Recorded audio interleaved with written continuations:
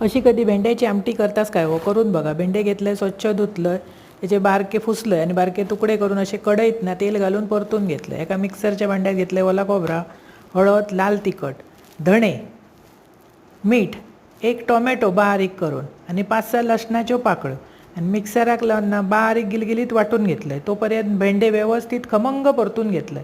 एक पॅन पातेला घेतलंय, त्याच्यात घातलंय तेल, बारीक चिरून कांदो, 5-6 लसणाच्यो पाकळ्यो ते अख्ख्योच घातलंय. व्यवस्थित खमंग परतलंय. ते परतून झाल्यावर वाटा पोतायचं. अशी आमटी करून बघा, अप्रतिम चव येतं. आवडतली तुमका. वरसून घालायचा वाटा, उकळी इल्यावर घालायचा मीठ, व्यवस्थित खतखातो इलो की ते तळलेले भेंडे घालायचे. ते शॅलो फ्राय केलेत हां, तळून असे काढूक नाही असं. आणि अशी आमटी केल्यानं चविष्ट लागतं आणि भेंडो पण पटकन शिजान येता, कारण तो तळलेलो असा.